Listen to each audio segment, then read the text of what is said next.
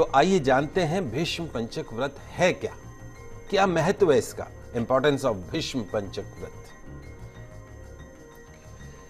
कार्तिक मास की महिमा का मैं पहले भी आपको बखान कर चुका हूं कि कार्तिक मास कितना पवित्र मास है। मासों में उत्तम मास कार्तिक मास। स्नान का बहुत महत्व है, पूजा पाठ दान का बहुत महत्व है, व्रत का बहुत महत्व है। पूरा कार्तिक मास में सूर्योदय से पहले उठ के लोग पूजा पाठ करते हैं। तो यदि आप कार्तिक मास पूरा नहीं कर पाए हो, पूरे मास का व्रत नहीं कर पाए हो, स्नान नहीं कर पाए हो, तो कार्तिक मास के शुक्ल पक्ष की दशमी तिथि या एकादशी से पूर्णिमा तक सूर्योदय से पूर्व स्नान एवं व्रत करने से कार्तिक मास का संपूर्ण फल प्राप्त हो जाता है। जो आपने पूरे पिछले 25 दिनों में नहीं किया है, वो अगले 5 दिनों में यदि आप व्रत रखते हैं, शनिवार से लेकर बुधवार तक का, सूर्योदय से पूर्व उठते हैं, स्नान करते हैं, भगवान श्री हरि की आराधना करते हैं, तो संपूर्ण कार्तिक मास का फल आप प्राप्त कर सकते हैं। पुष्कर तीर्थ में तो जहां ब्रह्मा जी ने यज्ञ किया था, आज भी वहां पर श्रद्धालु जो है नियम पूर्वक स्नान करते हैं, व्रत करते हैं।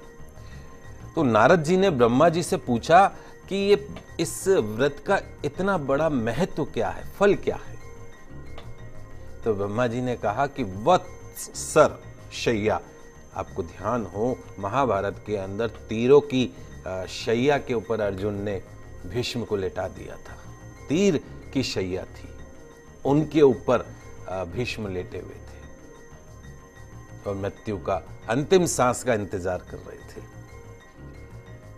तो वत्सर शैया पर सोए हुए भीष्म के पास सबको लेकर भगवान श्री कृष्ण गए और कहा कि अब ज्ञान का सूर्य अस्त होने वाला है। कितनी बड़ी बात है, ज्ञान का जो सूर्य है वो अस्त होने वाला है।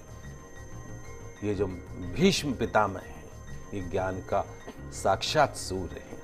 इनसे आप धर्म के विषय में पूछ लीजिए, ज्ञान ले लीजिए, तब सब ऋषि मुनियों की सन्निधि, दान धर्म, मोक्ष धर्म, स्त्री धर्म और यश धर्म, इन्हीं 5 दिनों में भगवान श्री कृष्ण के साथ साथ में अर्जुन और सब ने उनसे उस ज्ञान को पूछा। 5 दिन तक वो शैया पर, तीरों की शैया पर छोड़े। हमारे तो एक सुई चुभ जाती है तो दर्द हो जाता है, तो वो तो 5 दिनों तक तीर की शैया पर विश्राम कर रहे थे और उन्होंने सभी धर्म ज्ञान के बारे में बताया, उनका वर्णन किया। भीष्म का उपदेश सुनकर भगवान श्री कृष्ण संतुष्ट हुए और बोले, पितामह, आपने शुक्ल पक्ष की एकादशी से पूर्णिमा तिथि तक 5 दिनों में जो धर्म में उपदेश दिया है, उससे मुझे बहुत प्रसन्नता हुई है। मैं आपकी स्मृति में आपके नाम पर भीष्म पंचक व्रत स्थापित करता हूं। तो जो मनुष्य कलयुग में इस व्रत को करेंगे, जो मनुष्य कलयुग में इस व्रत को करेंगे, भीष्म पंचक को व्रत को करेंगे, 5 दिनों का व्रत करेंगे, जीवन भर विविध प्रकार के, नाना प्रकार के सुखों को भोग कर अंत में मोक्ष को प्राप्त करेंगे, गोकुल धाम में स्थान प्राप्त करेंगे, मेरे श्री चरणों में उनको स्थान मिलेगा।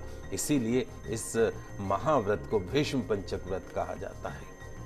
जो संतानहीन है, लाख प्रयास करने के बाद भी जिनको संतान नहीं हो रही है, वो इस व्रत के प्रभाव से 1 वर्ष के अंदर संतान सुख को प्राप्त कर सकते हैं।